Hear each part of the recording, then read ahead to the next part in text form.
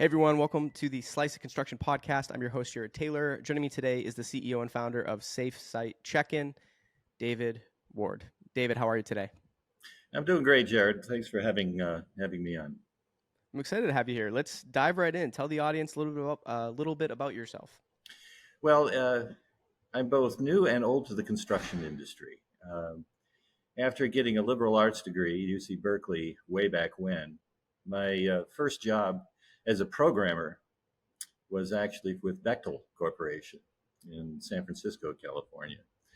Um, but after a couple of years there, I moved on to a 15-year career as a software development system architect, really through the first age of PCs, networking, and enterprise computing.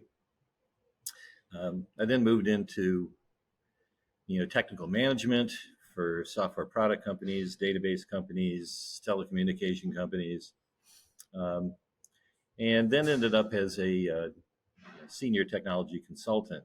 So I've worked with many different industries, over the years, and founded several firms. Uh, my return to construction began with the pandemic in 2020, when an old friend of mine who owns a construction company, a general contractor in San Francisco, called me up and said, "Hey, it's great. We're an essential industry, but we have to follow these new health protocols." And um, my prior company had just developed an application for the pharmaceutical sector, so we were familiar with cross-platform mobile development and the data privacy issues that are inherent in anything having to do with health and safety. Uh, so we were able to quickly build Safe Site Second in 8 weeks. We cashed a check in 10 weeks, and we figured, well, time to start a new business. So that's how the company got started. And we continued to grow rapidly through the pandemic um, because companies needed to comply with the health directive, at least the ones that take safety seriously. And although that growth has sort of slowed with the end of the pandemic health directives, businesses that want to significantly improve their productivity are starting to look at us as a way of using digital technology at the job site to run a better business at lower cost. So that's our story. A lot of people listening to this, not that that was an easy journey for you, are like, wow, it would be so nice to build something, have that check like come in, and then that's when we take that next step. But given your background and everything, it was a bunch of things that added up to that moment. So it makes total sense. Can you talk me through? And you mentioned it a little bit, but what do you believe like um, at at that first experience with Beckel? Can like how did that impact you building this company? Like, were there key philosophies, lessons learned that added to what you're doing here? Yeah, and I think it's in some ways it set the wrong expectations. Because Bechtel's a very large company, and it can afford to invest uh, at a degree that 99.9% of the industry cannot. Um, what I've discovered about the industry is that it is dominated by small and medium, sized construction firms uh, that find it, for many different reasons, difficult to invest in technology assets. Outside of certain core areas like finance and project management. Um, so that's really reduced the uptake of all kinds of technology in the industry.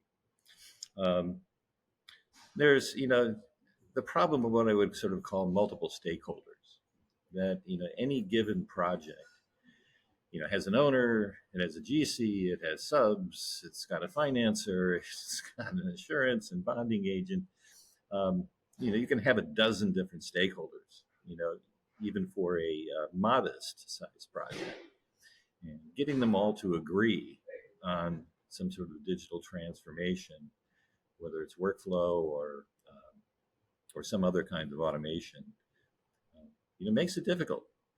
I think the other factor is that the culture of the job site is very different than the culture of headquarters. When I was at Bechtel, I was working in the IT organization at headquarters. Um, I didn't get out onto the job site. I was paid to write code. Um, but what I've discovered with Safe Site Check-in is the culture of the job site is really determined by the trades and the people that want to build. They don't want to be bureaucrats. They see managing big data as something that's done at headquarters, and they hate paper, and yet they continue to still use paper because in some ways they like it because it's not digital. Um, so I would sort of that's been the discovery over the last 4 years and how to overcome that. Now, I'm assuming a lot of your buyers are probably these like late, slow adopters, right? And that's nothing against them. Yeah, It yeah, just given this space, right? right. So how do you get past that? Like obviously you have a lot of experience in doing this. I mean, maybe how did you get past that in the early days, and how has that evolved since? Without you don't have to give us the secret sauce or anything, but I Oh, know there we'd be is no interested in secret hearing. sauce. It's a lot of hard work. Um, but I would put it this way. For anything to be implemented at the job site, you need agreement by the project manager, the site superintendent, and the safety manager, uh, or the people in those roles. Uh, and what you have to do is appeal to all three at once. There has to be something in it for all three of those people for something to be effectively implemented at the job site. In our case, the super has to insist that everybody that comes onto the site check in, which means they have to be onboarded, you know, badged, digital badge in our case. Um, and the super has to enforce that. Now, once that's enforced, the safety guy gets a chance to engage with everybody to check in with, do you have the proper PPI? Are you aware that this site has an open trench? There's thunderstorms this afternoon, whatever the conditions are. And the project manager doesn't have to then pursue the job site for updates and information. They know whether the sub showed up with a crew of 6 as expected or not. So we have to sort of it's a more lengthy sale. During the pandemic, it was, well, we have to, right? Now it's because we want to, right? So it's a different process. Where do you see the future of construction sites? With the integration of technology, where do you see kind of that future gravitating towards, and in that future, what role does safe site check-in play as we move forward?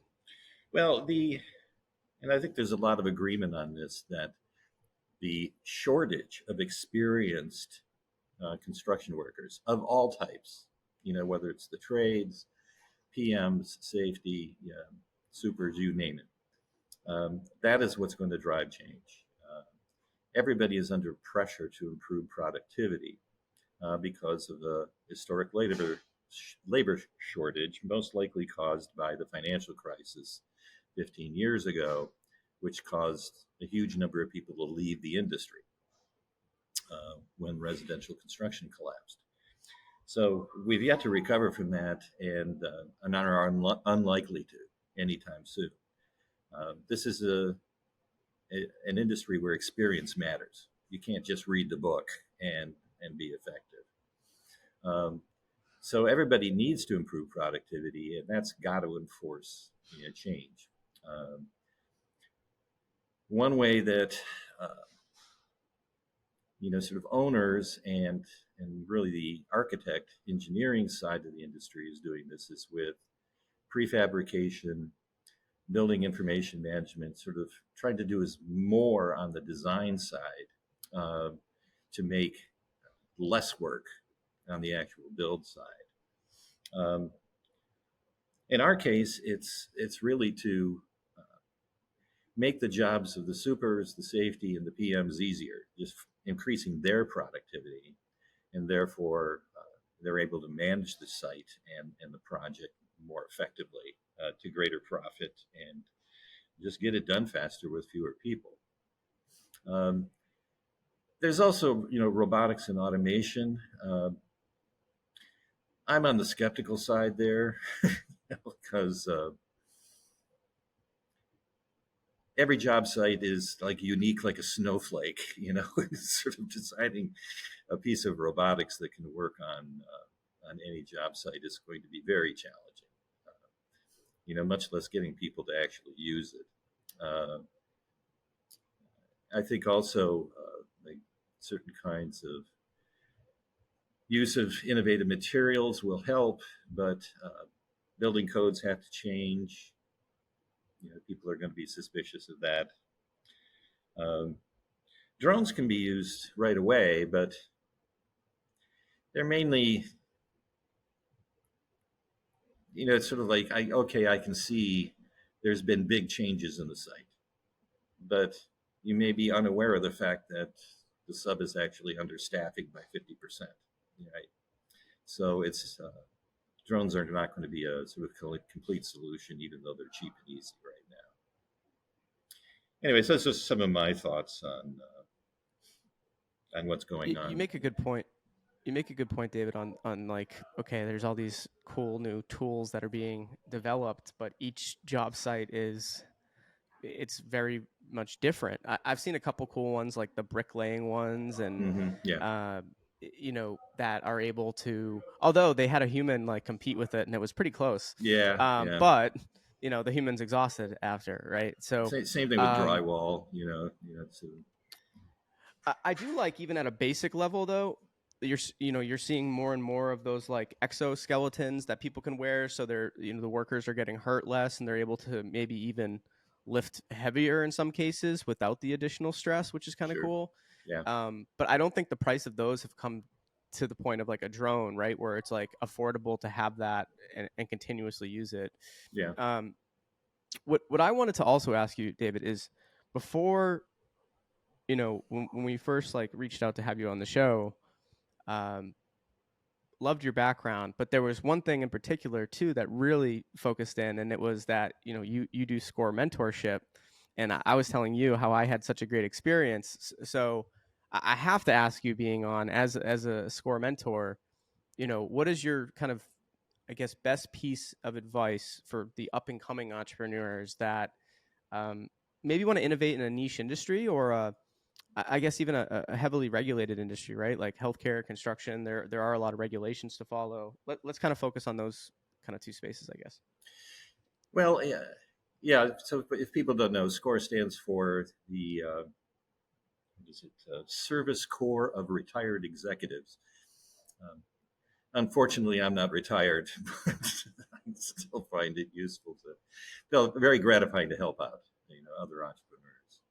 Um, if I were going to give any brief advice, it would be understand that the fundamental of any business is selling a product or service and receiving payment for it. A lot of the people that contact SCORE uh, sort of dive into detailed business plans and financial models and legalities, things like that. Um, I usually guide people towards: are you sure there's a market? Can you, even if it's just your friends, get money for your product or your service? Uh, in fact, with sort of online Secretary of State sites and automated accounting and HR and payroll, the rest of this stuff is just sort of learning how to use the software application to, uh, to make it effective at a reasonable scale. So, stick to the fundamentals. Is there a market? What's the demand? What's the characteristics of your customer? Do a lot of work with ideal customer profile, with early entrepreneurs. Um, know your demographics, know the geography, um, and understand the price points that you can make money as well as your customer.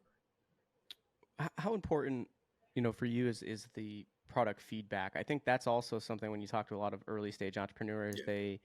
they maybe overlook that piece, right? How important that feedback is, and not just taking the feedback, actually creating actions with it. Hmm. So this is kind of a two-parter for you. How Hmm. important is that feedback, and then how do you best digest that feedback to feedback? Geez, feedback. Woo. You see, when I don't have the coffee, David, it's Yeah, everything yeah. starts to mix in there. But and then I guess part two to that is you've had all these leadership positions over the years, kind of.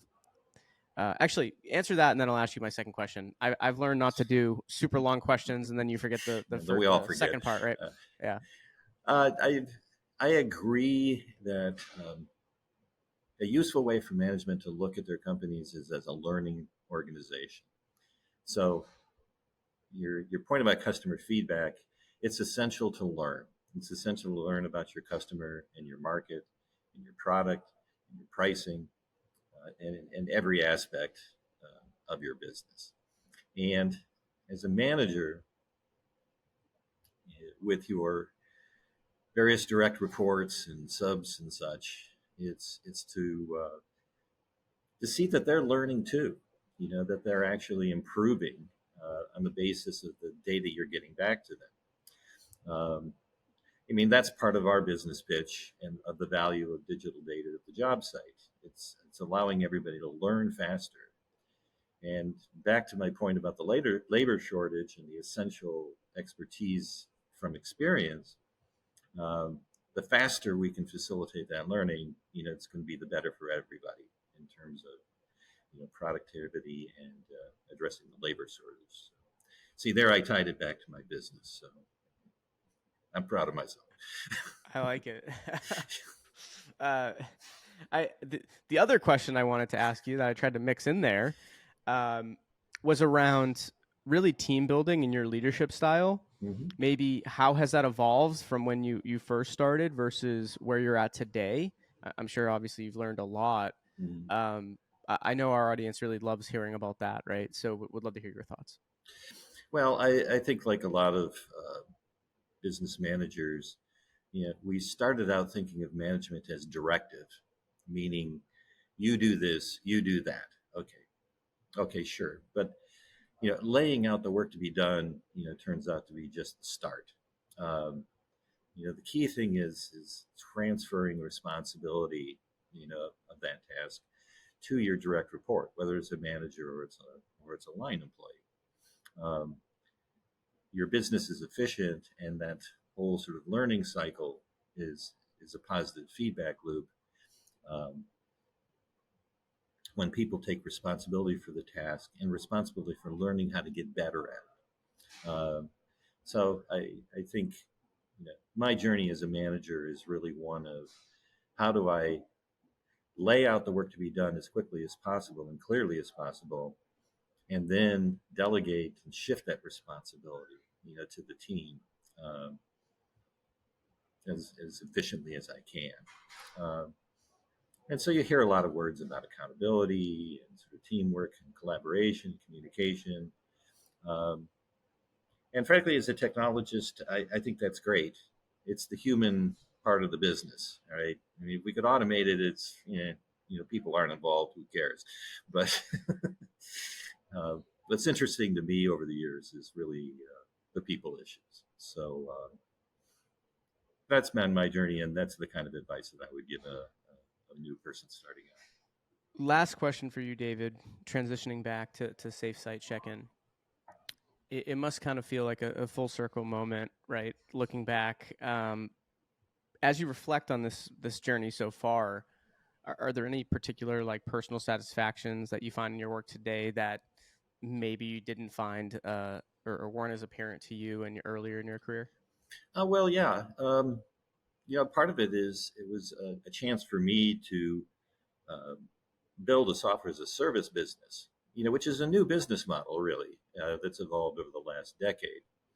Um, I mean, I've run product companies, I've run service companies, but just sort of learning this new innovative business model pioneered by Salesforce and others. It's been sort of personally gratifying. I think the other part is, to help an industry which is a laggard. Um, it was really disappointing to see that, over the course of my life, uh, the industry's productivity and safety record has really barely moved at all. You and sort of getting to the bottom of that, and hopefully having part of the solution to that, uh, has been gratifying as I sort of reach the end of my career. Um, but that's our mission, and built from our core values. So we're going to keep at it and see how we can help. Well, David, I want to thank you so much for joining me on the podcast here today and sharing your story and giving some early stage entrepreneurs some advice as well. That was obviously welcomed. And wishing you the best of luck. Let's definitely stay in touch, and hopefully we can have you come back on in the near future. Thanks, Jared. Take care of you.